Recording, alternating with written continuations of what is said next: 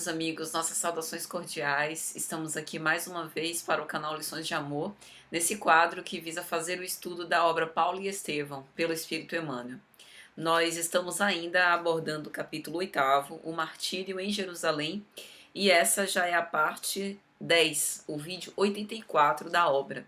Estamos já caminhando para o final, né? Dentro de poucos vídeos, pouco mais de uma dezena de vídeos, a gente já deve concluir a obra. Acredito que serão menos de 100 para esse estudo miudinho, digamos assim, né, da obra Paulo e Estevão pelo Espírito Emmanuel. Bom, nós vimos no vídeo anterior que o governador Pórcio Festo acolheu, né, a demanda de Paulo. Paulo recorreu à última instância para falar com César, né, devido à apelação que ele mesmo fez.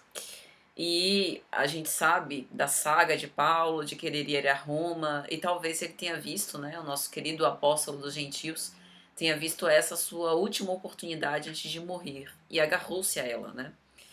Bom, e o que acontece é que depois de ter prometido o Pórcio Festo a Paulo, que efetivamente ele iria a César, Emmanuel vai dizer que ele ficou um tanto quanto indeciso com respeito à carta, porque ele precisaria apresentar e justificar a razão pela qual manteve Paulo sob cárcere durante tanto tempo, né? Ele não podia admitir que tinha sido por conta das brigas dos fariseus contra Paulo. E aí Emmanuel diz algo muito interessante. No dia seguinte, demorou-se a estudar o caso e sentiu-se presa de grande indecisão.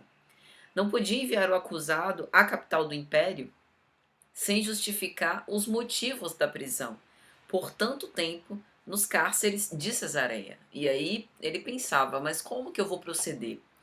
E por uma dessas novidades que a própria vida traz, Herodes Antipas e a sua mulher, Berenice, vinham saudar o governador, uma visita ilustríssima.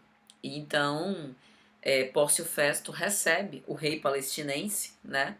E aproveita o ensejo para apresentar Paulo a ele, a fim de apreciar aquilo que Herodes poderia falar com respeito à figura de Paulo e sobre o teor da carta de apresentação a César.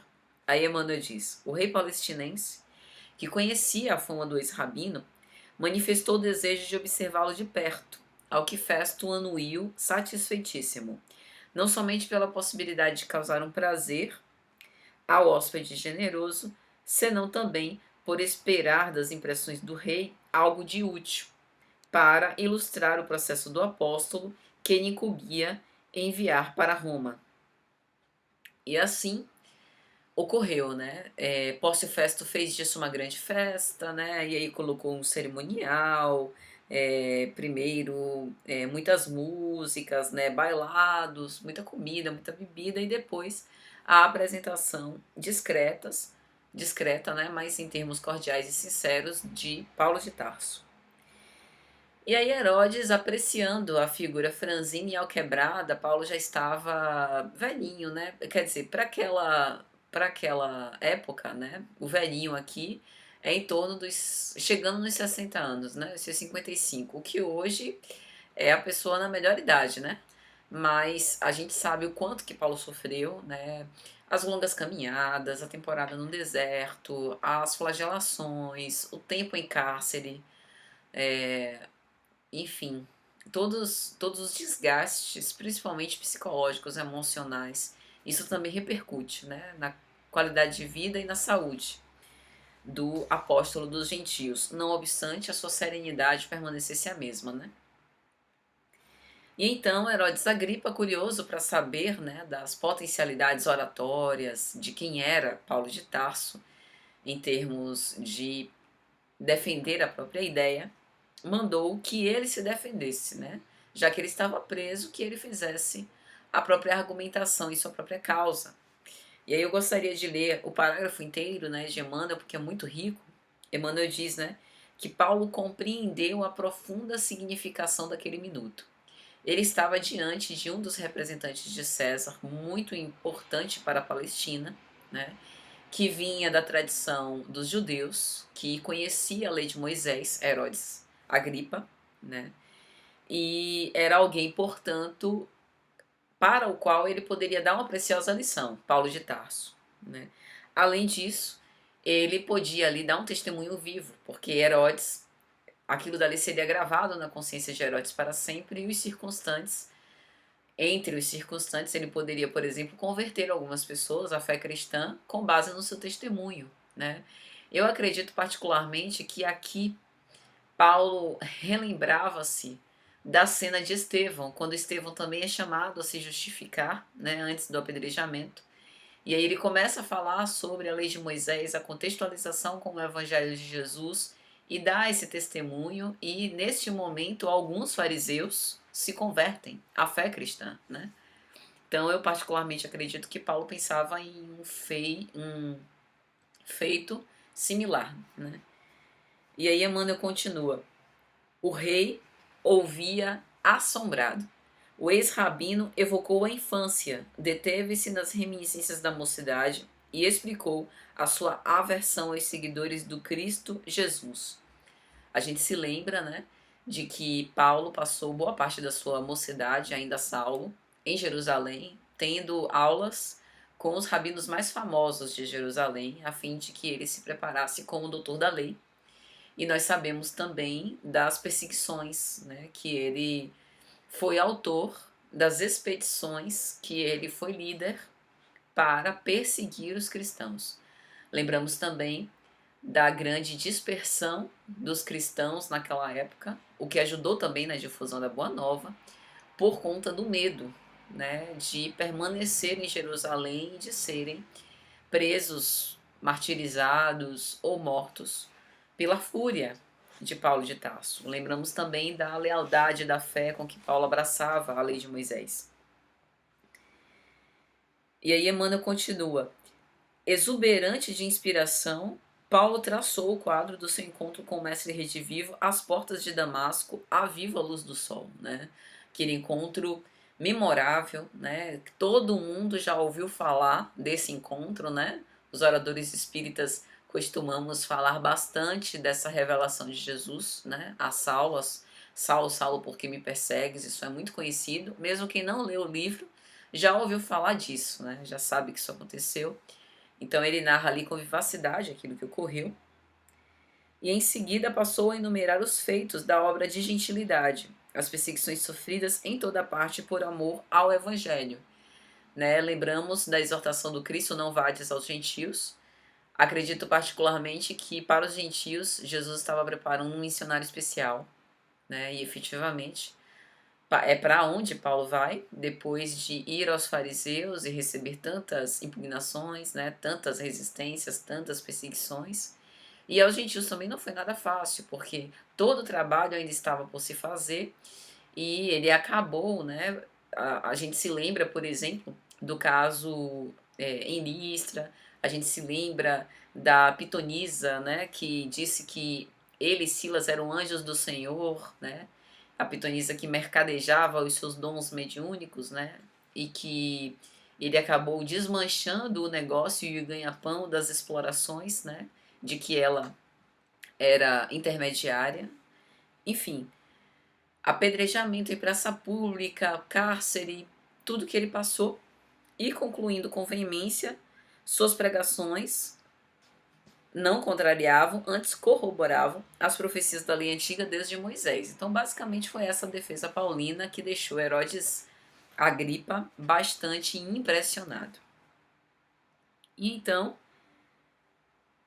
acredito particularmente como uma tentativa de desqualificar o orador, né? Ele diz: Paulo, és um desvairado, as muitas letras te fazem delirar.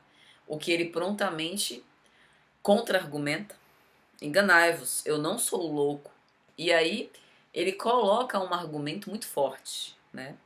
Os patrícios de Augusto, referindo-se aqui a Pórcio Festo, né, que foi quem chamou ele de desvairado, são também de Jesus Cristo, mas ainda não conhecem plenamente o Salvador. A cada qual devemos falar de acordo com a sua capacidade espiritual. Porém, Senhor, governador, referindo-se agora a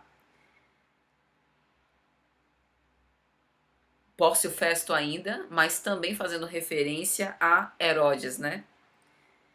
Porém, senhor governador, se falo com ousadia aqui, é porque me dirijo a um rei, e aí falando de Herodes Agripa, a um rei que não ignora o sentido das minhas palavras. Então, tipo, Pórcio Festo podia não entender por ser romano, né, por ser patrício e por não ter tido acesso à lei de Moisés, mas Herodes Agripa tinha, porque rei palestinense sabia, né, tinha acesso às leis.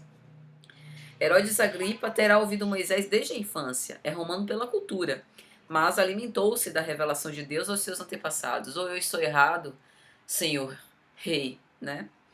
E aí Herodes, espantado com, digamos assim, a desenvoltura de Paulo, né? E o fato dele nada temer, nada responde, né?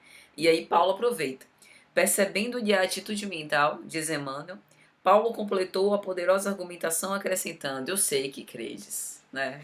E aí tenta sair, né? Dizendo: ora, por pouco quase me converteste à fé cristã, né? Mas efetivamente pode até não ter convertido Herodes Agripa, mas os outros ficaram muito impressionados. A ponto de Emmanuel dizer que Berenice, a esposa de Herodes Agripa, foi a primeira a ficar altamente sensibilizada e apelar para a clemência em relação ao prisioneiro. E os demais também foram envolvidos por esse sentimento de simpatia. Mas a coisa já estava bem andada, bem encaminhada, e o próprio Paulo, com testemunhas presentes, havia recorrido à última instância e era necessário, então, encaminhá-lo ao imperador. E então, Herodes Agripa, ajudando Pórcio Festo a redigir a carta, lembrou-se apenas, diz Emmanuel, da circunstância de haver suscitado muitas lutas religiosas na camada popular, em desacordo com a unicidade da fé colimada pelo Sinédrio, que era um grande guardião, né, das tradições do judaísmo. Embora essas celeumas não tenham sido exatamente aquelas discussões motivadas pelo próprio Paulo, mas como defesa do Evangelho de Jesus, acabou se passando por esse argumento que era o único que poderia se tirar, né? E então, todos foram mobilizados, né? Paulo recebeu isso com serenidade no coração e todos os cristãos foram mobilizados para aguardar as cenas dos próximos capítulos, né?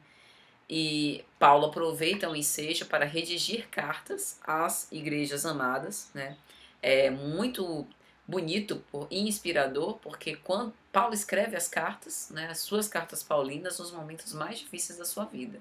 Enquanto esteve preso, nesse caso especial em que ele estava prestes a ir a César, mas, dentre todos os companheiros de Paulo, Timóteo, Lucas e Aristarco propunham-se a acompanhá-lo até a capital do império. E isso ficará para o nosso próximo vídeo.